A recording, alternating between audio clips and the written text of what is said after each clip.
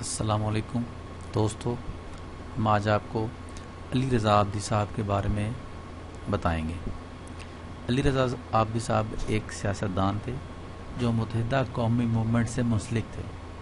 وہ 2013 سے 2018 تک قومی اسمبلی کے ممبر بھی رہے۔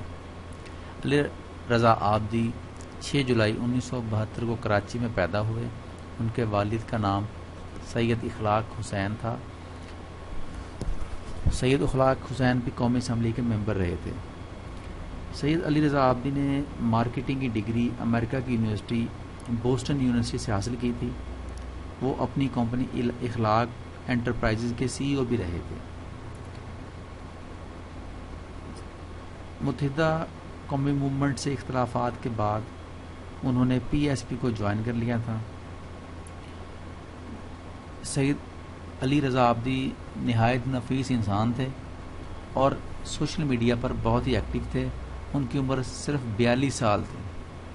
آج ان کو کراچی میں بڑی بےرحمی سے قتل کر دیا گیا، جس پر پوری متحدہ قومی موومنٹ، PSP اور سیاستدانوں میں تشویش کی لہر دوڑ گئی۔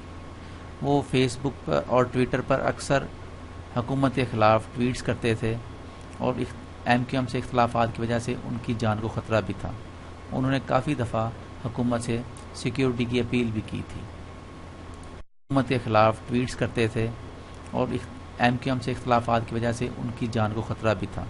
انہوں نے کافی دفعہ حکومت سے سیکیورٹی کی اپیل بھی کی۔ بہت ساری جگہوں پہ مسنگ بھی تھے، ایکسٹرا جوڈیشل بھی کلنگز ہو رہی تھی، تو ہم نے پھر بھی کوشش کر کے گراؤنڈ پہ رہتے ہوئے اپنی تحریک کو، اپنا جو 40 سال سے محنت تھی اس کو بچایا۔ اور اس کی وجہ سے ظاہر ہے جب گھر کا سربراہ یا بڑا اگر نہیں ہوتا تو چھوٹے آپس میں لڑ پڑتے ہیں اکثر۔ اچھا علی صاحب، لوگ کہتے ہیں کہ جو سب کچھ دوبارہ سے جو پارٹیاں بادرآباد اور PIB ایک ہوئی ہے وہ صرف اقتدار کے لیے ہوئی ہے، صرف کہ ہم لوگ الیکشن میں سیٹیں جیت سکیں۔ دیکھیں، لوگ کہہ سکتے ہیں کوئی بھی بات کریں، وہ ہمیں پتا ہے کہ ہم 5 مہینے 4 مہینے جو الگ الگ رہے اس میں کسی کو بھی خوشی نہیں ہوئی اس بات کی، کوئی بھی اس بات پہ سیٹسفائیڈ نہیں تھا کہ اس طرح الگ الگ چلنا چاہیے۔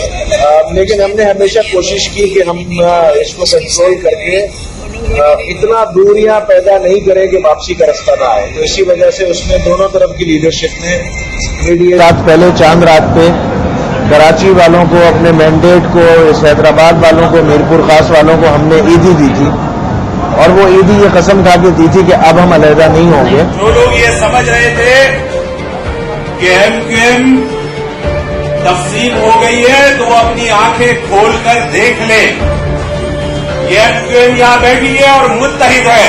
ہم متحد تھے، متحد ہیں اور متحد رہیں گے۔